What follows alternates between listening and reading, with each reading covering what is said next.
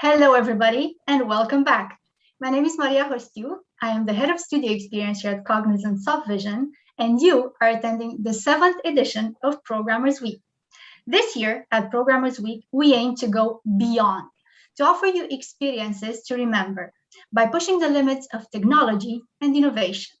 And I can't think of a better way to do that than through talking about Formula One, the pinnacle of motorsport, combining talent, passion, strategy, technology, and innovation.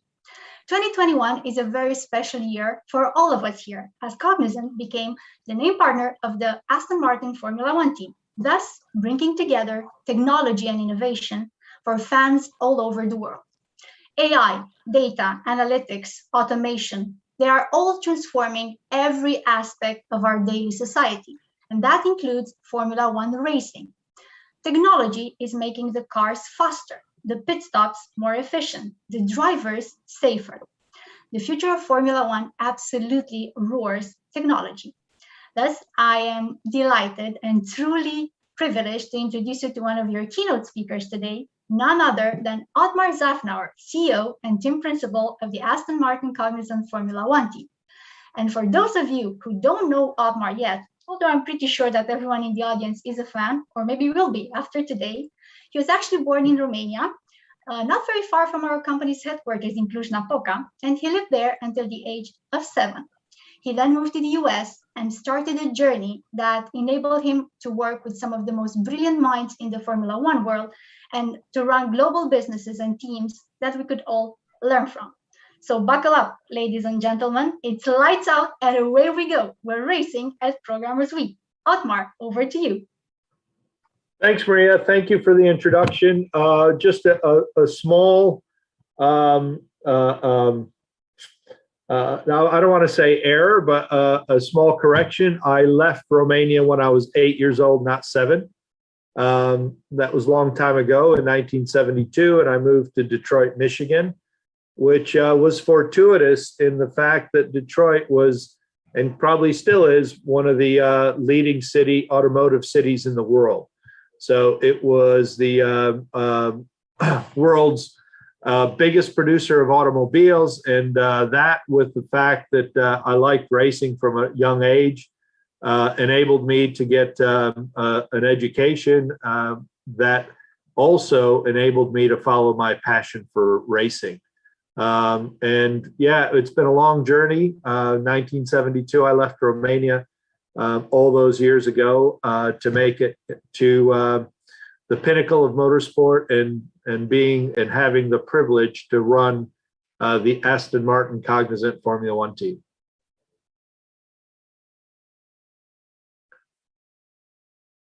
I want to also welcome all of you. I know this is Programmers Week, and I also know that we probably have a lot of software developers listening, programmers listening, and that, as well as other technologies, are at the forefront of what a Formula One team does. We've got, for example, much and many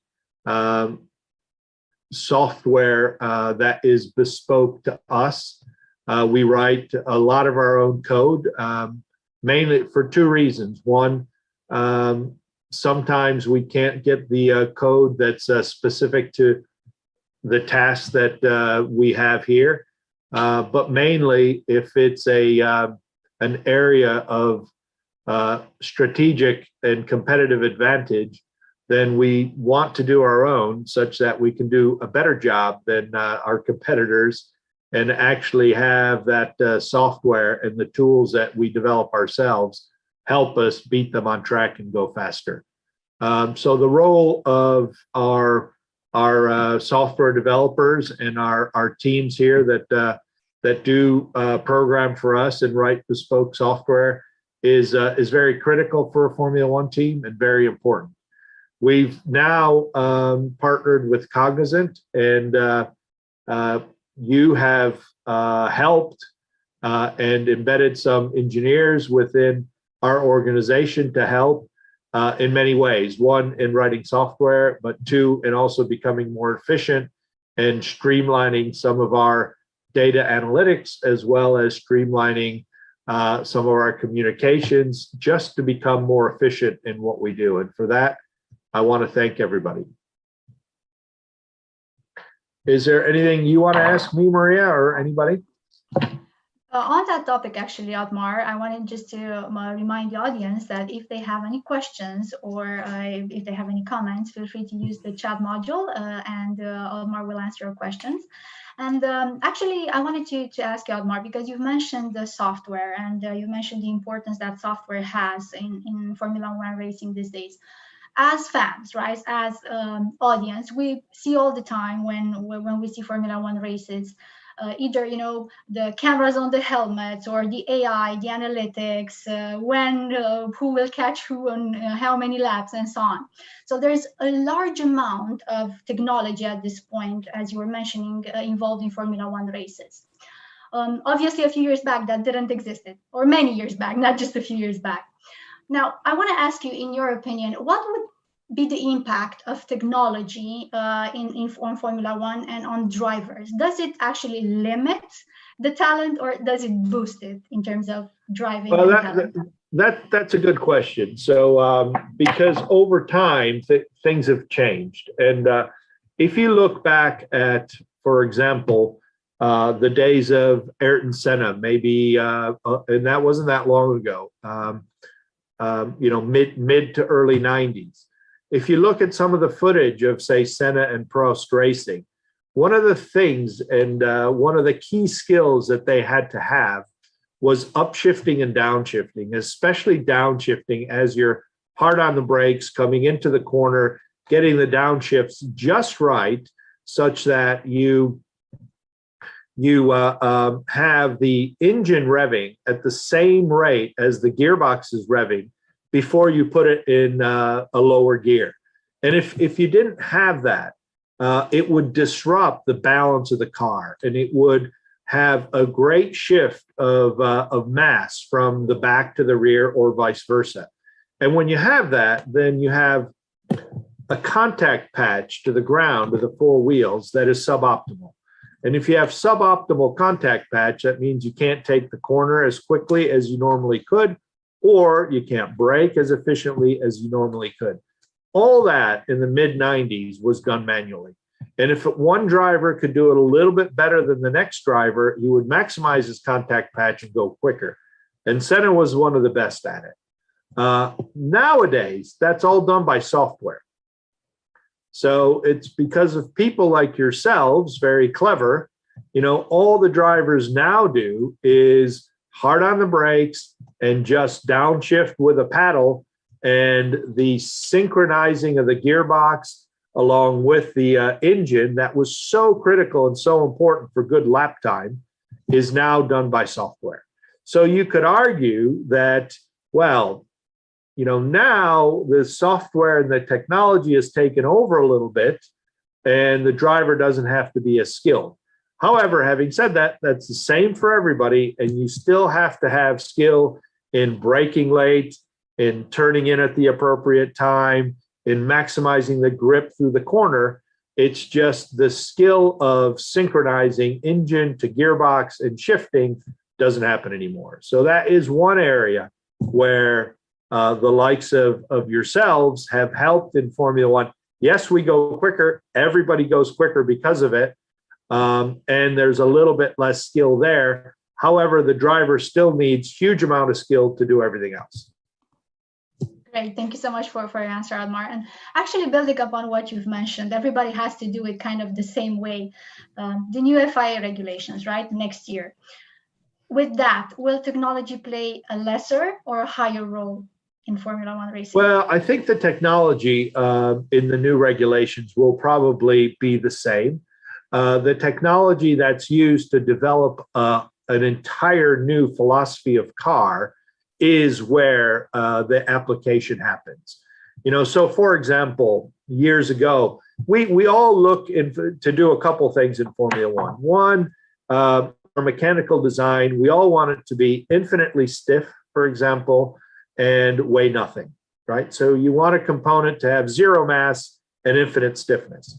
And those two things are incompatible. You can't have anything on a car that has zero mass, and you can't have anything that has zero stiffness. But those are the two parameters in a mechanical design that we look for, whether it's a suspension member, an upright, the chassis, the gearbox casing, even gearbox internals. So in the past, the smart engineers would, look at components, design them to their best of their ability for them to be light and stiff. Nowadays, we use FEA tools, software that's very, very sophisticated to help us. So we start off with a design, and then we apply the FEA software that helps us take weight out such that we don't have an impact on stiffness or performance. And there are many, many, many underlying technologies in the development of a car that help us when the regulations and the rules change to get close to the optimal. It won't be the optimal because we go through this iterative process. When we learn, we put a car out there, somebody may have done a better job in some area, we learn from them, and then we go through the feedback loop and redesign, redevelop, and build again, and we do that over and over and over. But because of the tools that we have, the technologies that we apply to new regulations, we get very much closer now than we would have in the past. Another area, which is aerodynamics, we use a significant amount of computational fluid dynamics, which again is all software to take shapes and develop them such that they become efficient in both giving us downforce as well as reducing drag. And again, downforce is great for better contact patch, so we can go around corners quicker, and reducing drag is great for the straights where we don't want drag, so we can have high speed. Again, that's so we can go faster and we can be competitive on track, and we have a good opportunity to win. But it's not really the technology that drives the car. It's the technology that drives the processes and the systems that we apply such that we get to an optimal solution quicker. And that's where most of the technology lies. Comes into play. Perfect. Thank you so much, Otmar. Of course, the questions are pouring in, as you can imagine, on chat. So thank you, everybody, for asking your questions. And I'm going to go with one that we just received because we're talking about innovation and the role of technology in Formula One. The question is, what, according to you, was the most disruptive technological innovation that changed the face of racing? Well, I mean, there's loads of them that I could point to, but in my day, probably I've been racing for 33 years, and I started racing in a car that had steel tube frames and a small aluminum honeycomb crash structure up front. Very, very dangerous. If you crashed at high speed, high likelihood of injury or even death. But now, as we saw Roman Grosjean's crash last year, which was horrific, he walked away, and many, many other high-speed crashes where the drivers walk away. A big reason for that is the fact that we've developed carbon fiber such that we make the monocoque, the chassis, and a lot of the other safety structures within Formula One out of carbon fiber technology. And that didn't exist when I was racing, which was 25 years ago. And now that's everywhere within racing. And it's even started to propagate into high-end sports cars. So, the McLarens and Ferraris and many of the other sports cars, Aston Martin, all carbon fiber chassis in the Valkyrie and the Valhalla. So that technology is now becoming more commonplace, but that's one of the biggest innovations that I saw and very impactful from a safety perspective, as well as from a competitive perspective. You go faster in a carbon fiber tub. the car goes quicker. So that's one technology that I can point to that was, I think the word was disruptive, and it was. In a very good way, thankfully. So that's really crucial. Okay, now you've mentioned, of course, again, there are a lot of questions. I'm going to try to ask all of them, but I do have one related to what you just mentioned. Formula One is an amazing sport, and in the same time, a quite dangerous one, right? You've quoted Grosjean's accident from last year. When you first started racing, I imagine that in the family and your parents, right? They were they afraid, or did they have any all the support in the world for you? What would you say to a family who has children who want to start Formula One or go-karts? So I was fortunate that I think my family didn't have a good understanding of the dangers, and I didn't point them out to them either. So I was in my 20s when I started racing, and I myself, I understood the dangers, but probably not enough to be afraid. So I was never ever afraid of getting in a racing car, even after I crashed, and I had a few crashes. But at the same time, I have 3 children now, and my son doesn't race, and I think that's because as a father, knowing the dangers, I made different decisions for him. But that's not for everybody. There are plenty of dads out there. We have one that owns our team, and his son, who's a very talented racer, has been racing since he was 7 years old, and he's made it into Formula One, and he's one of our 2 drivers. He's one of the most talented young drivers out there, and his dad owns a team, and the son races. So people have different thresholds for, I guess, risk. And I had a high threshold. I raced myself. But like I said, at the same time, my children do other things. Great. Now, you've mentioned the word risk. You are in a world, you're CEO and team principal, right? So you are in a world where there are multiple types of risks, and the one that we just talked about is one of them. But as I see in a question here, there's also a lot of expectations to manage in a Formula One team. I can only imagine. So considering, financial backing, heritage of the team, how do you manage to pick up, for one matter, the spirits after maybe a not so great weekend or not so great result as per the target? How do you manage to pick up everybody and reset them? So I think the right way to do that is to recognize that this is a long term, or for some businesses, what's long term for us is probably short and medium term for them.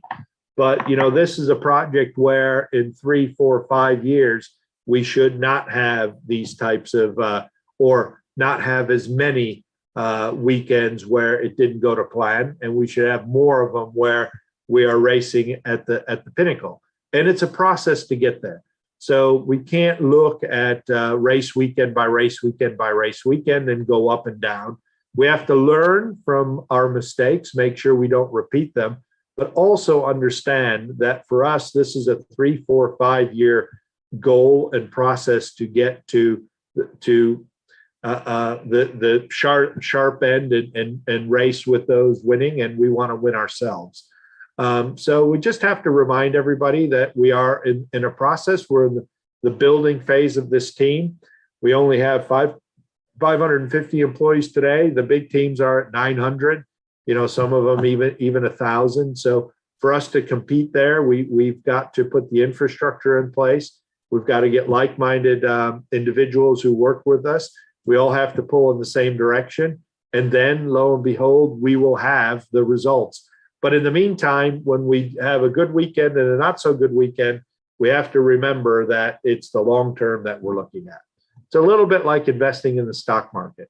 You should invest for the long term. Don't look at the results every day, because that'll drive you mad. Pretty much. I was about to say that it's very similar to, the usual company, exactly as we do, with ups and downs, looking at the long term with the targets, only that you do it at, 300 kilometers per hour, probably. Okay, now, so you made it pretty clear you have targets, goals, multi-annual, and so on. But of course, it's Formula One, it's unpredictable. We've seen that in the recent weekend, the most recent race. So I have a question here saying, haven't chosen a race strategy, right? The strategy on the pit stops and the tires and so on. How frequently do you change the strategy during the course of one race? And what are the current improvement opportunities in that? So almost always. We start off with a base strategy for both drivers, and that base strategy will be developed with many inputs. And if those inputs change because they're not under our control, for example, what the other teams around us are doing when they're planning to pit, what their lap times look like, what their tire degradation looks like versus ours. Should we be undercutting because there's a gap that we can fall into, or should we stay out later? Because if we do pit now, we will be stuck behind a slower car and it will ruin our race. All those things are taken into consideration, which you cannot predict before the race starts, because you can't predict who's going to overtake who into the first corner. You can't predict people getting to accidents, falling off. You can't predict how big the pit window is going to be versus other cars. None of that can be predicted, so we have to change. We all go in with a base strategy.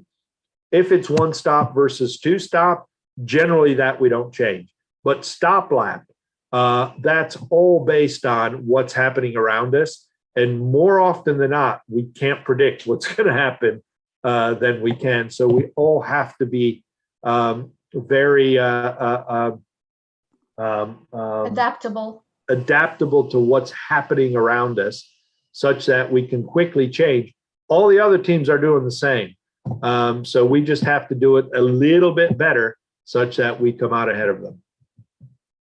And when it comes to taking the hard decisions, I imagine that it's not easy being in your shoes, and sometimes in those close call moments, all eyes are going to be on you. How does it feel to be the person taking the hard decisions? And maybe what, if it's not confidential, of course, what was the hardest decision that you ever had to take during a race? Usually the hard decisions are to maximize the team points at the expense of driver points. So the drivers, because they're immensely competitive, not just against each other, but against everybody else on the grid. But sometimes it requires us to switch drivers on track to be able to maximize the team points at the expense of that driver's points. And those are always difficult conversations to have, but they're necessary. And the way we do it is we make sure everybody has a good understanding before we go into the race, before we get to that situation, that's what we're going to do. We get agreement from everybody, but that is the rational and the right thing to do, such that when we're in that situation in a race, it becomes less emotional, less disruptive, and everybody's in agreement that that's what we are going to do. But it's still never easy. It's never easy to swap drivers on track for the benefit of the team, but at the expense of a driver. What would you say are, with reference to what you just mentioned, what would you say are the really must-have characteristics of a team principal? I would imagine a few things. One, good racing experience. So you've been there, done it, seen it, and probably in the lower formulas before you get to Formula One, so that when you are thrown in that type of situation, you can rely on the experience that you've had. You've been there before. You know what the consequences are of one decision or another, so you can quickly make good decisions. Number one. Number two, I think you have to be able to make sure that a big team, 550, 600, 700, 800 people, all pull in the same direction. And that is the glue that holds us all together, the ethos that we all have, the way we treat each other with respect, the way we work together, such that we can have creative engineering in order to develop a car that goes quicker. And I think the team principle has a big influence on that glue that holds us all together and makes us work pull in the same direction and work as a cohesive unit, even though there's 550 of us, such that we can design, develop the best car to our ability and compete against some of the others that might even be bigger or have more resources than we do. That to me is the role of a team principal. And also making sure that the talented men and women that we have the tools that they need to be able to do their job. And that's it. Those are the three things.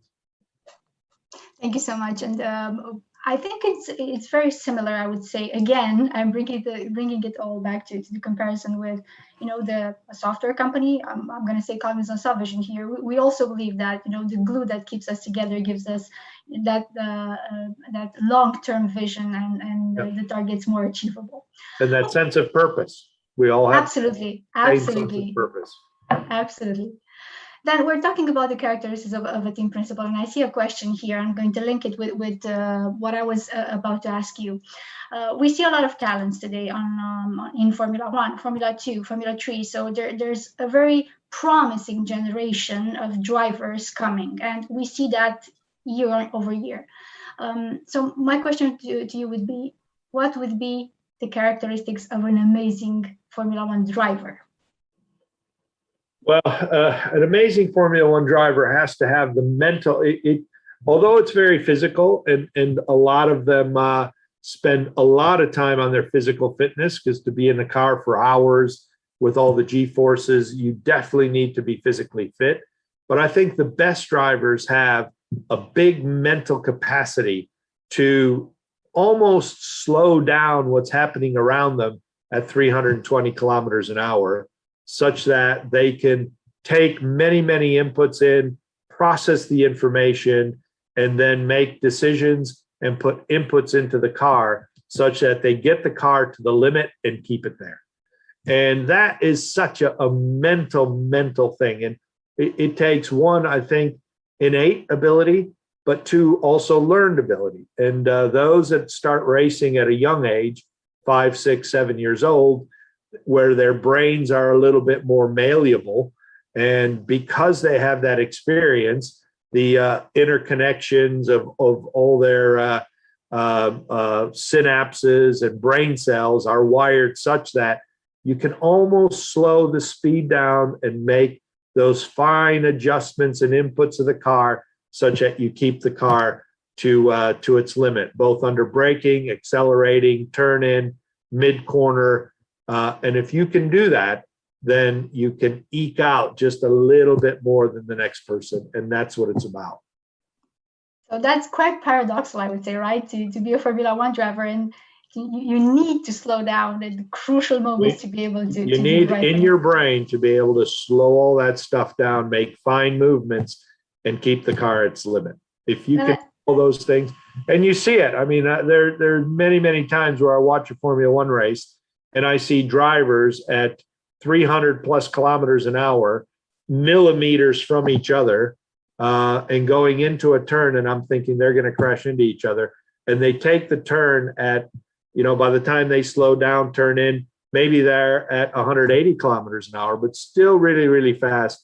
And they're millimeters from each other. And that's because they're able to slow all that down and just make those small movements that are required to get through the turn without crashing. And it's amazing to me. Absolutely. I actually remember in one of the recent races hearing Sebastian Vettel saying that he doesn't need to, be told the finishing order, because he actually saw it on one of the big TVs. And I was amazed. How can you drive at that speed and see the actual order, the finishing order on a huge TV? Yeah, that's because you have so much mental capacity about you. Driving doesn't become second nature, but it's back in your brain somewhere. And then you can assess many other things. And the successful drivers have that capacity. Absolutely. Well, another question that I see on chat is a curiosity probably, and I'm curious as well. How many people are working live during a race weekend, either at the track, back at the factory? How many? We have about 100 that travel with us to every race, and then probably 20 to 25 back at the factory. So in the region of 100 to 125 that work every race live. Wow, that's quite a lot, I would say. That's quite a lot. Although you were mentioning that there are other teams who have a bigger capacity of workers. Yeah. So when we're live, I would imagine most teams are about the same. Okay. Another question, and again, I think it's pretty obvious why this question is asked. It's about Aston Martin and Cognizant together, and the question is about the plans of Cognizant and Aston Martin. Is this a long term? What are the future plans? And of course, how big is the team in Cognizant supporting you? Yeah, so we have great support from Cognizant. We have many Cognizant employees embedded with us. That's happened recently to help us both streamline some of our processes, some of our communications, some of data analytics, and also our IT infrastructure that we're now developing. So those are the areas that we're getting help from Cognizant. I think the Cognizant employees that are here helping us are enjoying the challenge.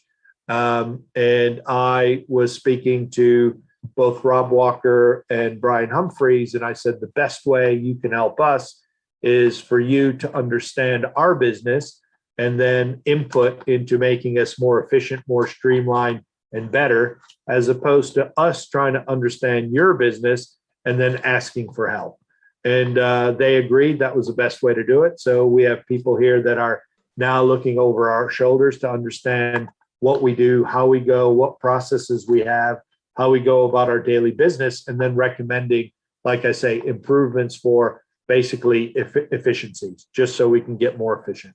And now that we have a cost cap that has come into the frame in Formula One, efficiency will become even more important. So if Cognizant can help us with that, that will be a tremendous help in being able to save some resource in order to apply it to making the car go faster.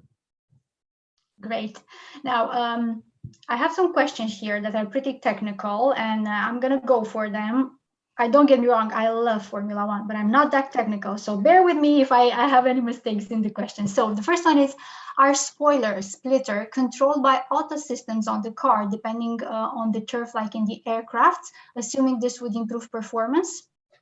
So yes and no. Mainly no. So we are not allowed to have automated aerodynamic devices or even movable aerodynamic devices. It is it's by regulation that we cannot. However, having said that, the one movable aerodynamic device that we are allowed is the DRS, which is the upper flap of the rear wing can open up, and that is only allowed to be open when you're within a second of the driver ahead of you at the DRS detection zone. And if you catch that driver in front of you, you're allowed to open up the flap to reduce the drag. DRS stands for drag reduction system. And it isn't a big drag reduction, but it's enough to be able to, at most places, assist you in overtaking the driver in front of you. Because in Formula One, we have this big problem that even if you're in a faster car, you can catch the driver in front of you, but then you can't overtake because the delta in speed or lap time isn't big enough to overtake. And that's not really fair. So you should be able to, if you can catch the car in front, you should be able to have a small advantage to be able to also overtake. And that was studied over time, because if the advantage is too big, then it's artificial. And if the advantage is too small, then it's not right either. So we had to get it just right. There are some circuits where even with DRS, you can't overtake. So the DRS advantage isn't big enough. But I think for most of them, we got it just about right. So the only movable aerodynamic device we have is a drag reduction system. The rest of it we can't do by regulation. Okay, and judging by, because we're talking about overtakes, judging by the fact that Sebastian is actually the record holder for this season, I think you're doing a pretty good job, right? He's still the first one. Not bad, not bad. Not bad. Good. Thank you so much for that. Now, because we're talking about you being fortunate to live in a city such as Detroit, and we all know that that's the ground zero of motorsport. And generally, when we talk cars, we talk synonymously with Detroit. How do you think someone, what do you think was your chance to really make it in the motorsport world? We're talking, and I know that we have a lot of viewers in Romania here. You started up, so to say, you were born in Romania. What was that big chance for you to make it? Yeah, so I was born in Semlak, Romania, not far from Arad. My mother is of Romanian heritage, and my father, because of probably my name gives it away, was of German heritage, but it was in an area of Romania where there were Germans as well as Hungarians and Romanians all living together. And we moved to Detroit in '72, which was very, very helpful. And also studying engineering at university was also very, very helpful. But I think the biggest thing was my passion for motor racing. I enjoyed it from a young age. I don't know why. But I did. My good friend's father, when I lived in the Detroit area, he was a drag racer, and often he would bring the racing cars home. And when he did, we would sit there and look at them and watch the mechanics and the engineers work on them all day long. But I think probably the biggest turning point was when I was working as an engineer at Ford Motor Company, as well as running my own race team. I met Adrian Reynard, who at the time was building Indy cars, and he was one of the founding members of British American Racing, the Formula One team. And he asked me to move to England from Detroit and help him with the Formula One team. And the reason I think he asked is he knew I was racing and had my own race team, but at the same time had some corporate skills, and he wanted to combine his senior management team at British American Racing to have some corporate skills as well as some racing skills. He thought that was better. And he asked me to leave Ford and join British American Racing. I think that was the turning point, really. And that happened in 1998. So what's cooler, being a manager or being a racer? I think cooler a racer, but it's risky. It's riskier being a racer than a manager. It's riskier being a racer than a manager. But I think it's cooler, so with risk comes reward, I guess. Absolutely. Now, another question, because we were talking before about next year. At this point in time, kind of all teams are thinking about next year and what's coming and what they're developing. That's a cool baseball cap, by the way. I was just thinking of coolness. I would wear this for a little bit. That's an extra degree of coolness, so you're all set. You probably recognize it.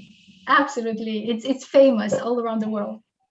So coming back to the question, what do you think is the key to strike the balance between encouraging teams to innovate, right, and establish regulations to maintain that level playing field? Well, I think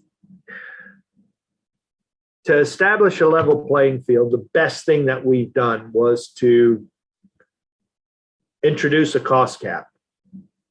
Because in the past, although the regulations were the same for everybody, not everybody could innovate at the same rate because not everybody had the same resource. Now, you could say, well, shame on you for not having the same resource, but you had independent teams in the past competing with the likes of major car manufacturers, Mercedes, Fiat and Ferrari, Honda, Toyota, BMW. And then you had independent teams like Jordan Grand Prix or Force India. And it was very, very difficult for those independent teams, especially as time went on, to compete with those that had bigger resource. So I think the cost cap has gone a long way to level the playing field. Not so much the regulations, because the regulations are the same for everybody. Everybody reads them, interprets them the best they can, and tries to make a Formula One car that goes quickest around the circuit. But now the financial regulations actually caps the money that could be spent which means in the future, the smartest teams, or those who work the best together or come up with the best ideas, have a better chance of winning than the richest teams. Like in the past, it was the richest ones.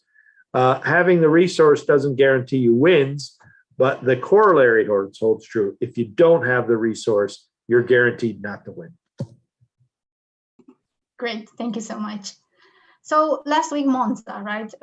What's your favorite track from the calendar? People ask me that all the time, and I don't have one favorite because. Okay, top three then. I like the old school ones. Monza's in there. Spa, Suzuka. I like Silverstone, and they're all the old school tracks for whatever reason. And again, back then when those tracks were designed, they were designed without the technology that we have today.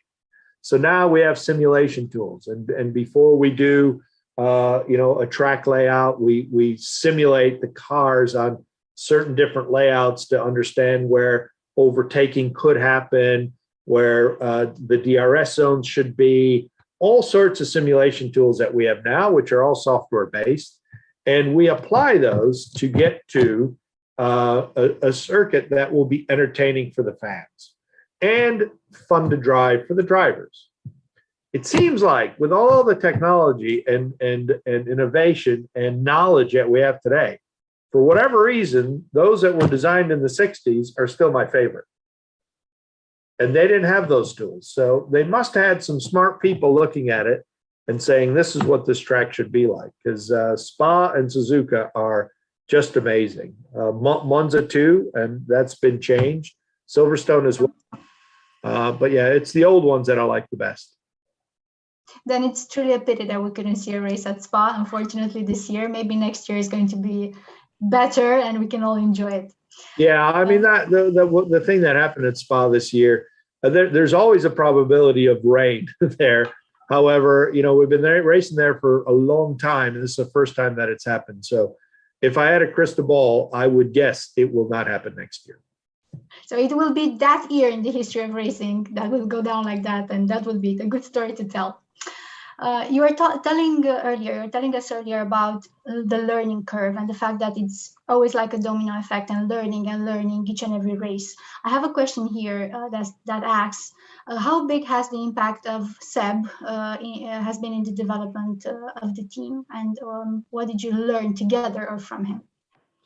Many, many little things from Seb, and he has had a big impact. There are things we do differently because of him now. We analyze the lap a little bit differently because of him than we used to in the past. And again, all things better. Little ergonomic things, he's changed our steering wheel to be more functional, easier for both drivers to use. And when you're in the heat of the moment, and like I said, when you're trying to slow everything down and you've got switches to turn, it's really nice to have that be second nature so you can go quicker, as an example. But yeah, our analytics have improved because of him. And the other thing with Seb is, he leaves no stone unturned. If there's a little bit of performance to be had anywhere, he'll find it and he'll tell us. And he's pointed out things in the powertrain where the drivability wasn't quite to his liking, and he's come from other teams where they had better drivability, and drivability is lap time. And so then when he told our powertrain engineers of the drivability that is possible with these engines because he's experienced it, we then went and searched and hunted and developed and got to a similar level of drivability, again, lap time. And all these things, the little things that he's brought to us has improved the team, the car, and everyone around him. And we're actually hoping to see him for many years with Aston Martin Cognizant, and me trying to get an answer here from you. Me too. We like Seb. He likes us. Watch this space. Perfect. Thank you. Okay, now let's get to the cusp of it, because we only have 10 minutes. And the important question that lies here is, what car do you drive day by day? So my daily driver is an Aston Martin DBS Superleggera, which is great fun to drive. I recently drove it to Spa, and then from Spa to visit one of our main sponsors in Salzburg, and then from Salzburg up to Zandvoort. So I put thousands of miles on it, and it really, really came.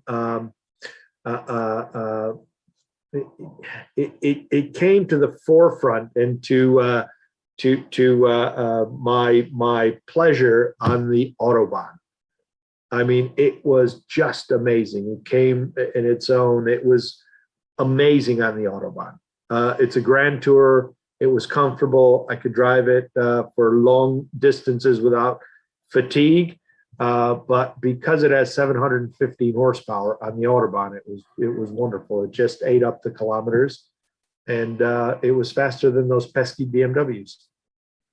So we would definitely know if, as per your driving style, we would definitely know that we're, I don't know, driving next to Otmar, or we couldn't even notice on the motorway.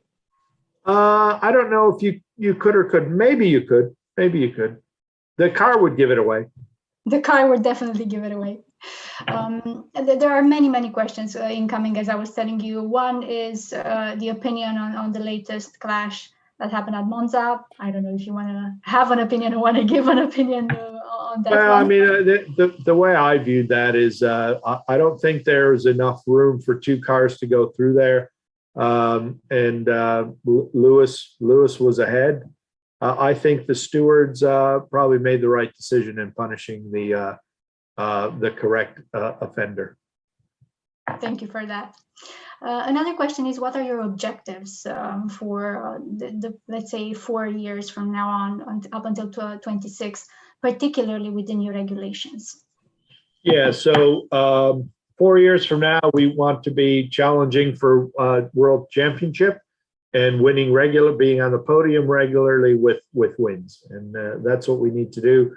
Our new factory will be finished in 2 years' time. Our new wind tunnel will be finished in 2 years' time. In those 2 years, we will be hiring like-minded individuals that want to win a World Championship. And 4 years from now, we should be vying for a World Championship. Great. I think that's actually an amazing note to close this discussion on. Just us thinking of that Aston Martin Cognizant Formula One Championship that will come one day. So I would really want to thank you, Otmar, for taking time from your pretty busy schedule, I assume, to join us at Programmers Week. Best of luck with the next of races. We'll be watching you in Sochi and cheering, of course, for the team. And if you have any final message for our audience, please go ahead. I just want to say, Maria, mulțumesc frumos și la revedere. Mulțumim și noi. Thank you so much. And this will definitely be something that we could do again sometime. Thank you so much, Otmar. Have a great day ahead. Very good. Bye. Bye.